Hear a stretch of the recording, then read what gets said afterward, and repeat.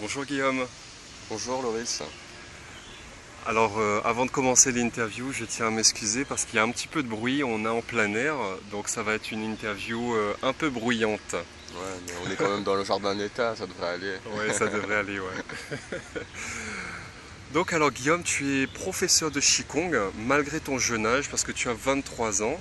Alors est-ce que tu pourrais nous expliquer comment tu es devenu professeur de Qigong à 23 ans? Alors, petite rectification, je viens juste d'avoir 24 ans, en mois de janvier.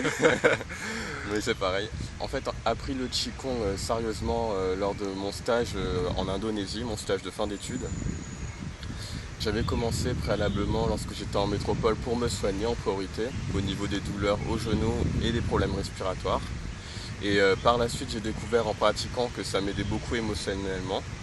C'est pour ça que je me suis investi dedans et que j'ai pu travailler assez sérieusement ça lorsque j'étais en Indonésie avec un professeur qui venait d'une école chinoise et qui a fondé son école en Indonésie qui s'appelle White Tiger Qigong School, Bagua Shiflo.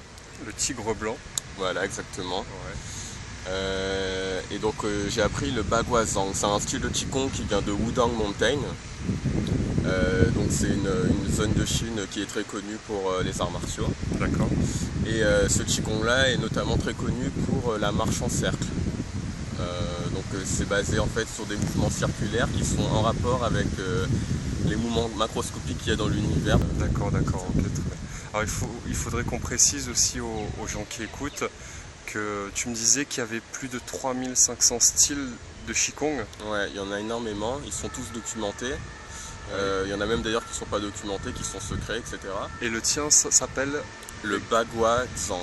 D'accord, ok. Et sa spécificité c'est le... Il est connu pour la marche en cercle. D'accord, ok. Et pour le respect des principes yin et yang, c'est-à-dire à la fois des mouvements yin, donc haut, qui vont être très lents, très fluides, ouais. et à la fois des mouvements de feu, ouais. Et qui vont être une expression de l'énergie à l'extérieur du corps. Donc très dynamique. Très dynamique, qui permet de décompresser, qui permet d'enlever l'énergie supplémentaire, d'apporter l'équilibre. D'accord, ok, très intéressant. Tu proposes des cours pour les particuliers. Oui, c'est vrai. Et comment ça se passe? Je propose sur le port de Sainte-Marie. Enfin, j'aime bien les endroits où il y a de la nature autour, où il y a surtout, par exemple, un bruit sur lequel on peut se concentrer. Ça peut être le bruit de la mer, j'aime bien le bruit des galets, le bruit d'une rivière. Ouais. Et sinon, si je me déplace chez les gens, lorsque c'est pas possible, et puis j'aime bien prendre les gens en particulier au début, afin de pouvoir vraiment m'adapter à leur demande. À l'étudiant. Chaque personne est différente. D'accord, d'accord, très bien. Et d'accord, ton objectif dans l'enseignement du Qigong, j'imagine que c'est pour des objectifs de santé, des objectifs énergétiques. Oui, voilà, c'est émotionnel, énergétique. Bon, d'abord en priorité la santé. Ouais. Et plus je découvre en fait le Baguazhang, et plus c'est un art martial qui me plaît, notamment par son esthétisme. Il est très très beau. Ouais. Il permet à la fois de se défendre et à la fois de se soigner. Donc j'aime bien ce yin et yang qui est présent au sein même du Qigong, c'est-à-dire yang pour se défendre et yin pour se soigner. C'est ça que j'aime beaucoup dans ce Qigong là, toujours en équilibre.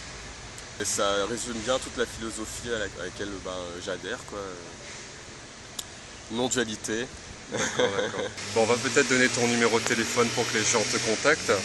Oui, bien sûr. Donc alors 06 92 05 97 05. Merci Guillaume. Merci beaucoup Loris, à la prochaine.